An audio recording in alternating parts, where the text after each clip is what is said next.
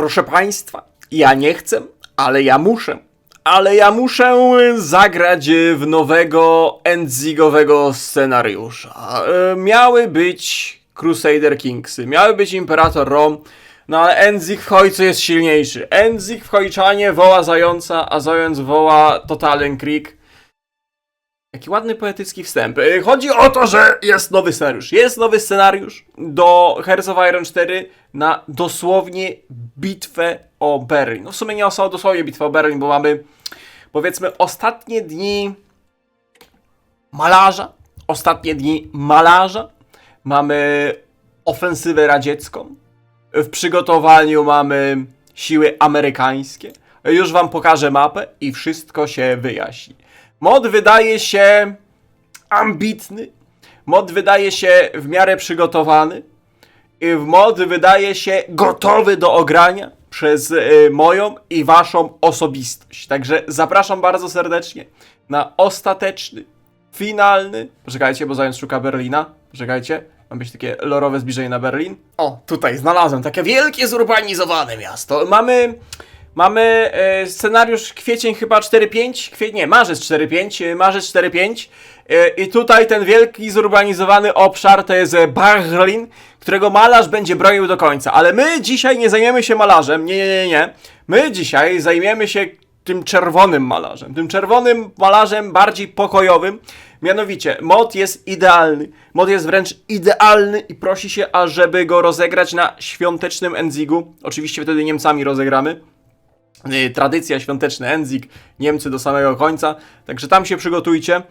A miałem inne plany odnośnie świątecznego Endzigu, ale tutaj ta modyfikacja robi wrażenie, także będziemy mieli przygotowany scenariusz na świąteczny Endzig. A dzisiaj, z racji tego, że ta modyfikacja jakoś tam ostatnio wyszła, to sobie przetestujemy moda na Armii Czerwonej. Przy okazji sprawdzimy, co tam nasi świąteczni oponenci będą mieli. I przygotujemy się, myślę, że lepiej na ostateczny Endzig Niemiec i całego Berlina. A dzisiaj Armia Czerwona razem z polską armią, bo widziałem, że jest wątek polski i to porządnie rozbudowany. W sumie z terenów polskich będziemy startować, jakby nie patrzeć przyszłych. Armia Czerwona, szturmowanie Odry, bitwa o wzgórza Zelów, a potem już otwarta droga, otwarta autostrada prosto na Berlin, proszę Państwa. Także zapraszam bardzo serdecznie. Halt, stop, zanim dalsza część naszej endzigowej fabułki i Totalen Kriegu, szybka reklama gry, z którą mamy współpracę, mianowicie Warpath. Przez najbliższe 2 tygodnie współpracujemy z Warpath, także zachęcam bardzo serdecznie, aby pobrać grę z linkacza, naszego koniecznie linkacza, który znajduje się poniżej w opisie albo w przypiętej wiadomości. Pobieracie grę, wbijacie 20 rozdział i bierzecie udział w giveawayu, a przy okazji wspieracie Zajączka. W międzyczasie my sobie będziemy aktywnie grali, mamy własny sojusz, Zając się poświęcił, zrobił sojusz o nazwie Paradox. Zobaczcie, jakie poświęcenie, jeżeli chcecie z nami zagrać. Serwer 135, region Smoleńsk. Robimy wspólny sojusz, klepiemy wszystkich dookoła. Klasycznie wygrywamy. Ostatnio jak graliśmy, współpracowaliśmy z Warpathem, to była ostra klepa francuskiego sojuszu. Odnieśliśmy wiele chwalebnych zwycięstw, po czym polegliśmy im, bo mieliśmy Endzig ostateczny. Także zapraszam bardzo serdecznie.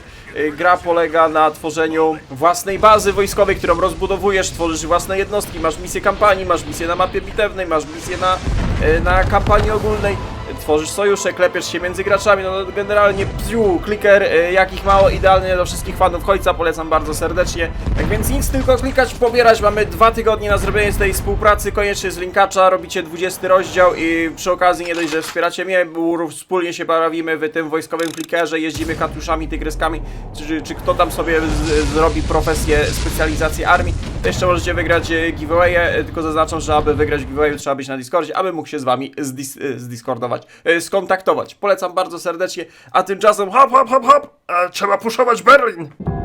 Every sacrifice made by the people of the Soviet Union has brought us to this. Jakie intro, co jest? The final goal, the lair of fascists, the capital of Hitler's accursed Reich, now stands before us. The fascists refuse to surrender. To z jakiegoś filmu, gry? Czy twórca moda sam taki stępniaczek dograł? Be broken, or they will be utterly destroyed. Our rapid advance into Germany has not come without a cost. Our armies are weary from such a rapid and brutal offensive. While we have had some time to recover, our troops are not in absolute perfect shape. They need some more time to resupply and rearm. Additionally, time should be given for our supply lines to catch up sufficiently. Commander, note also that our artillery is ready to rain fire and death upon the evil fascists. Check the Decisions tab and observe where, provided we are in range. Nie, to twórca moda musiał tego. To jest przygotowane do tej modyfikacji. Robi wrażenie, nieprawdaż? Robi wrażenie, z jaką pieczołowitością ten mod został przygotowany w realiach smutnego Hearts of Iron 4. Mam taki leciutki vibik starego, porządnego Hoja 3. Ostateczna bitwa o Berlin stoi przed nami, a nasze wojska znajdują się, właściwie stoją na linii Odry. To, co nas czeka, to przede wszystkim trzeba się dobrze przygotować. To, co nawet mówił narrator i na oczy mamy tu napisane, że nasze wojska tak błyskawicznie wyparły Niemców z terenów Polski, że są zmęczone. Musimy przeorganizować nasze siły, wzmocnić linie zaopatrzeniowe oraz przygotować artylerię. Nic tak nie cieszy jak seria z Pepeszy. No dobra, miała być seria z Katiuszy. Typowa radziecka, właściwie już rosyjska strategia, czyli dużo artylerii, strzelamy wszędzie, może gdzieś trafimy. Także musimy się przygotować. No i nas witają jako dowódcy Armii Czerwonej. Kurde, myślałem, że mi Putin gdzieś wleciał do pokoju i nagle wszyscy krzyczą ura. No mniejsza, zapraszam. Dobra, a tak poważnie, to modyfikacja jest tego typu, co my kiedyś graliśmy Stalingrad, graliśmy Overlord, graliśmy Operację, to są chyba ci sami twórcy. Pamiętam, że kiedyś była podobna modyfikacja, która skupiała się na wojnach bałkańskich i miałeś takie wycinek Bałkan, Bułgarii, Grecji, Rumunii, Serbii i tak dalej i też na podobnej zasadzie ta mapa się toczyła. Także czeka nas dużo bitew, czeka nas dużo spocenia, na szczęście jesteśmy póki co, bo przynajmniej, że świąteczny Endzik zagramy po właściwej... Dobra, właściwa strona tutaj źle brzmi. Po tej drugiej stronie, jeżeli chodzi o świąteczne Endzigi, już widzę, jak będziemy bronić tych dziernic Berlina, a dzisiaj skupimy się na tym, żeby te czerwone mobiki, które kupiły mundury w losowym sklepie, przekroczyły Odrę. Już widzę, że mamy Kostrzyń zajęty, linia Odry przekroczona, tu szykuje się bitwa o wzgórza Zelow. Jaki piękny jak panca! O Jezus, taś. Poczekaj do grudnia.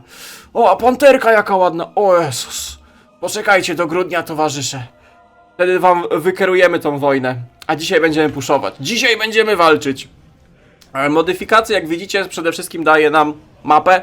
Dużą mapę, skupiającą się na konkretnej operacji. Zaczyna się w Szczecinie w sumie. Mamy Szczecin. A właściwie Zalew Szczeciński i widzę, że nawet są moje Police. Z tego co już widziałem, to jest przejście na drugą stronę. Jak ktoś kojarzy ten region, to przejście z Polic na drugą stronę Odry to jest wycieczka dookoła Szczecina, ale mniejsza. Wzdłuż Odry lecimy aż po... Gdzie się kończy mapa? Jak sprawdziłem sobie szybko na goglach, to miasto Hojzy-Werda, czyli południowy kraniec tego scenariusza, to jest mniej więcej Zielona Góra i Wrocław. To jest mniej więcej gdzieś ta wysokość plus minus, także jak widzicie, właściwie cała długość polsko-niemieckiej przyszłej granicy będzie do zdobycia przez naszą armię. Zaczynamy jako Sowieci, a właściwie radziecki sztab. Mamy nadwyrężone linie zaopatrzeniowe, które będziemy musieli się zająć. W ogóle, który mamy? Dokładnie mamy 29 marca, bo tutaj każdy dzień, każda godzina jest na wagę złota. Pamiętacie czasy, kiedy płaciliśmy chyba Endzik 43 Niemcami?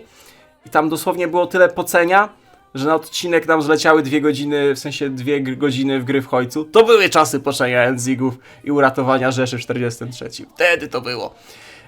Mamy spore boosty do armii jako strona atakująca i mamy kolejne bonusy do walki z Niemcami, a debuffy do walki z aliantami. Alianci na razie widzę, że Eisenhower nie jest przygotowany, bo chociaż coś tu mają.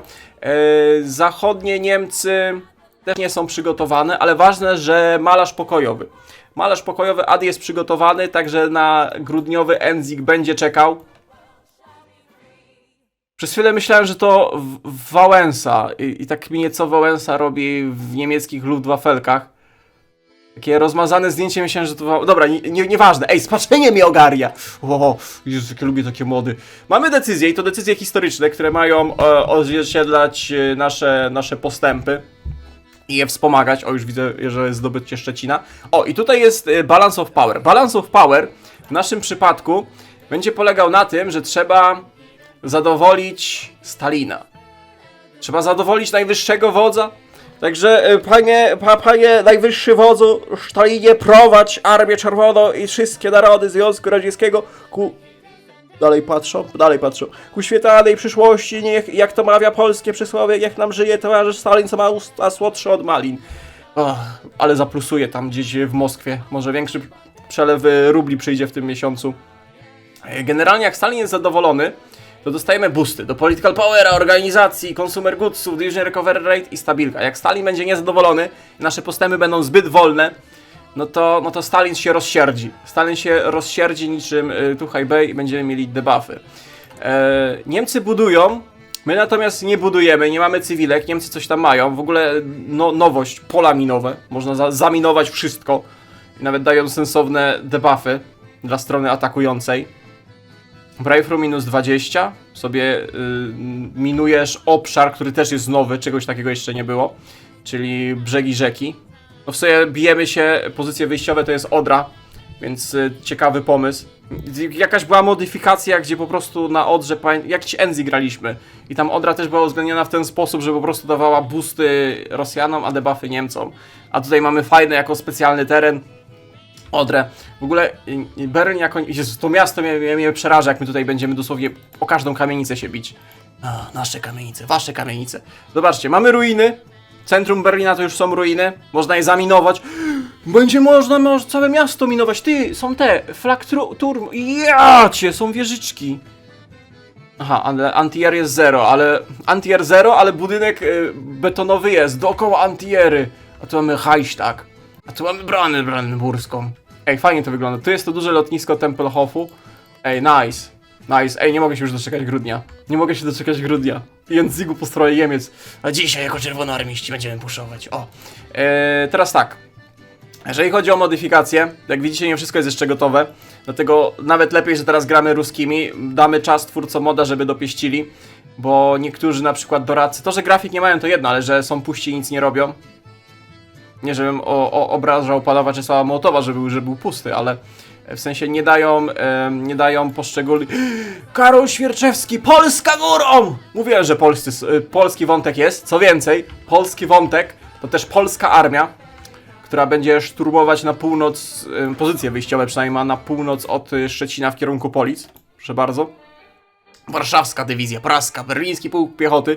Szukałem Rudego, nie ma żadnego Rudego 102, więc całkowita niezgodność historyczna. On powinien być na szpicy pancernej i przewodzić atakowi na Berlin. Jest generał Karol Świerczewski, jest też Rokosowski, jeżeli mamy się trzymać polskich wątków. Właśnie, drzewko. Jak już mówimy o polskich wątkach, to drzewko. Widzę, że będzie można wybrać, kto poprowadzi ostateczny atak, tylko Koniewa i Żukowa mamy na start, natomiast pan Rokosowski gdzieś tam pod Królewcem utknął z frontem białoruskim i musimy czekać, aż oni skończą tam zajmować się w Prusach i dopiero armię frontu białoruskiego przybędą nam z pomocą. I będziemy mieli możliwość wrzucenia Rokosowskiego jako głównodowodzącego armii. No bo Żukow to co, nawali artylerii, będzie te wagony ze sprzętem, znaczy z amunicją przepalał, a Rokosowski cyk, cyk, cyk. Uderzenie pancerne. Ring of Steel i to jest złe skojarzenia Rings of Power. Nie, bo tutaj możemy stworzyć Polską Republikę Ludową i ta zmiana granic przerysowywana osobiście przez towarzysza Stalina. O, więcej tego sprzętu i w ogóle boostów do armii.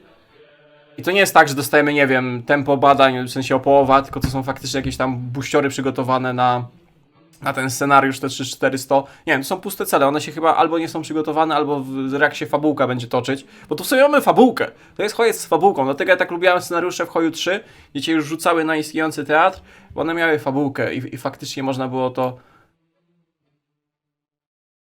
Czemu chcecie miażdżyć Poliaków? Czemu ten Piolak wygląda jak jakiś pająk? Halo, Rosjanie, my przyjaciele, my bracia, Rudy 102 i tak dalej. Czyżby to była propaganda? Całe życie w błędzie. O, właśnie, Rudy 102. Zium, nie ma Rudego? Jest Rudy.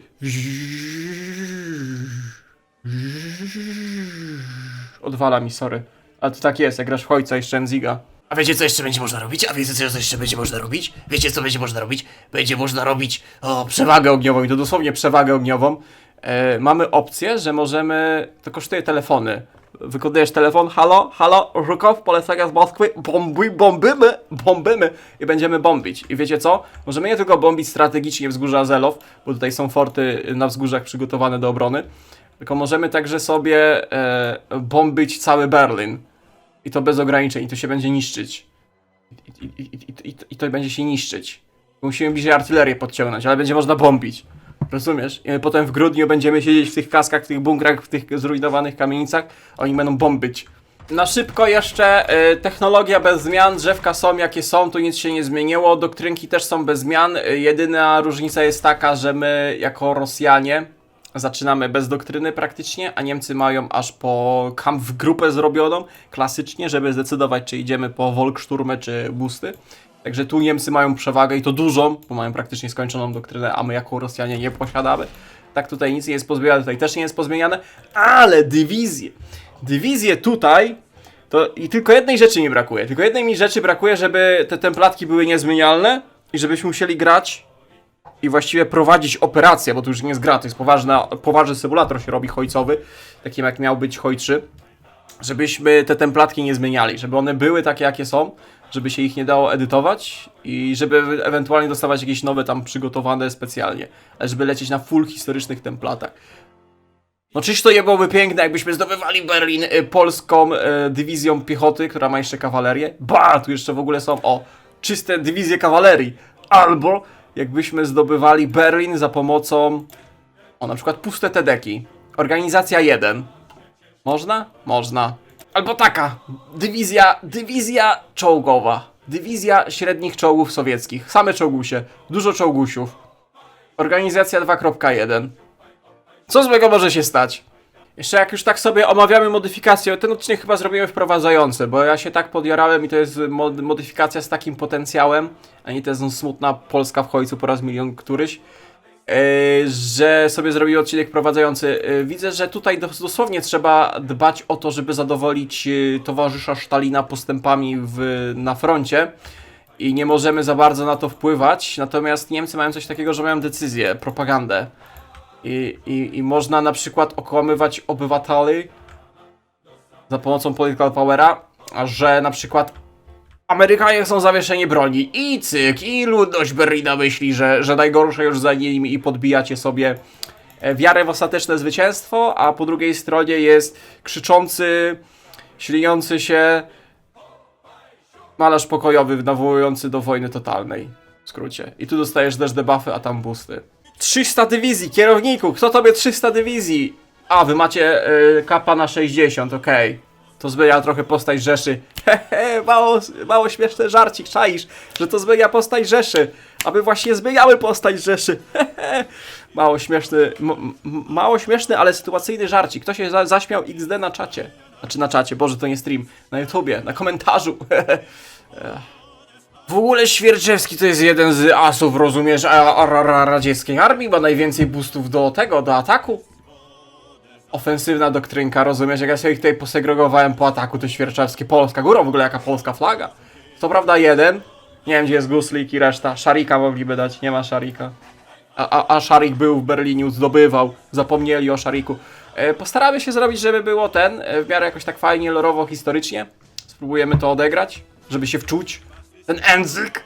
Pozwoliłem sobie podzielić armię według pozycji wyjściowych, na jakich się znajdowali. Nie będziemy robić czegoś takiego, że nie wiem, wszystkie dywizje pancerne zgromadzimy w jednej armii i w jednym miejscu będziemy się przebijać.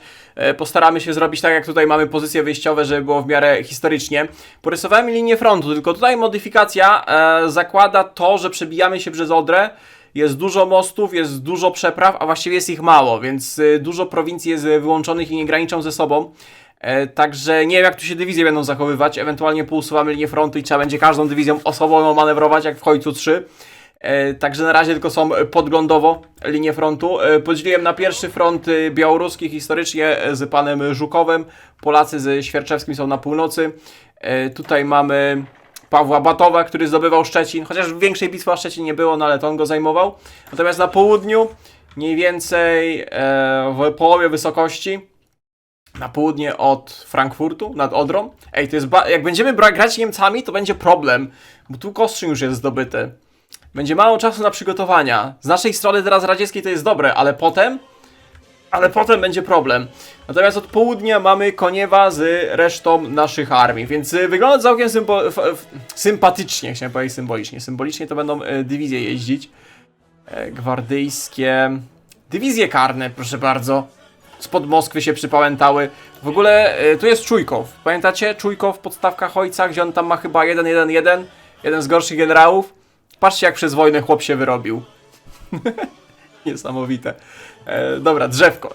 Trzeba coś badać. Tutaj cele bardzo krótko się badają. Mamy po 2, po 1 dni, więc szybko. Nie wiem, na ile jest przygotowana ta modyfikacja. Jeżeli cele tak szybko się badają, to chyba Stalin oczekuje od nas błyskawicznego zwycięstwa. Ale to bym chciał powolutku, na spokojnie, rozkoszować się, odkryć jak najwięcej, co ta modyfikacja daje. Armia Narodna, 2 dni Army Experience Polityka Power. Armia ludów naszego Związku Radzieckiego i naszych sojuszników przybyła tutaj, aby odnieść ostateczne zwycięstwo. Ura, ura, hip hip hura. Myślę, że od tego zaczniemy, żeby dostać się jak najszybciej do Katiusz i masakrować oponentów siłą naszej przewagi ogniowej. Problem jest taki, że my jesteśmy daleko od Rosji, jesteśmy na wyzwolonych terenach Polski okupowanych niemieckich i przemysł jaki mamy musi nam wystarczyć. Niemcy mają tam jakieś cywilki, z tego co patrzyłem, będą sobie budować, ale musimy te niespełna 60 militarek tak zadysponować, żeby nam wystarczyło na prowadzenie ofensywy. W 45 dalej możemy produkować Sherbany na licencji z Lend-Leasa. Proszę bardzo. ISU Tank Destroyer Zveroboj. Nie mam pojęcia, co to znaczy, ale machiemy bydlaczka. Czy szybkie czołgi? Nie potrzebujemy szybkich czołgów. Potrzebujemy czołgów z walnięciem albo z production output. Ja już tam widziałem fajną templatkę, można zrobić pod gównianą jakość czołgów, ale dużą wydajność. Pójdziemy klasycznie. Dużo, ale słabych czołgów. Floty na szczęście nie posiadamy tej modyfikacji. W całym Hojcu flota nie ma sensu, więc plus do kajcika kolejny. Lotnictwo myślę, że będziemy wyznaczać w miarę potrzeby i wrzucać na... bombowce taktyczne mogą robić na loty strategiczne w teorii. Może mało wydajne, ale można zacząć bombić Bahrain. A właściwie dosłownie wybraną kamienicę Berlina można bombić. Nie, lotnictwo będziemy wyznaczać w miarę potrzeby, zobaczymy jak to się kręci. Fabryczki odpalimy, podzielimy w miarę potrzeb jak zaczniemy rozgrywkę. Tak więc myślę, że nasza nieprzygotowana Armia Czerwona, która troszeczkę musi odpocząć po wyzwalaniu terenów Polski i zdobywaniu wschodnich Niemiec, jest gotowa na tą ostateczną operację. Nie będziemy czekać na jakieś uzupełnienie, nie będziemy czekać na jakieś wsparcie. Zaczynamy bitwę ostateczną i ona się zacznie od zdobywania wzgórz Zelow, które posmakują naszej artyleryjskiej nawały ogniowej. O tak. Prawda, to są na razie jakieś gówniane dywizje piechoty przygotowane, ale spokojnie, przyjdzie Rokosowski, przyjdą dywizje, będziemy gotowi. Musimy się śpieszyć. Musimy się śpieszyć, bo wodzu naczelny El Patrino Stalino jest niecierpliwy. Dlatego dzisiaj zakończymy odcinek. Podziękuję wam bardzo serdecznie za uwagę. Przypominam o współpracy z Warpathem. Dziękuję za uwagę, dziękuję wszystkim, którzy już oglądali do końca. Do następnego. Cześć, cześć!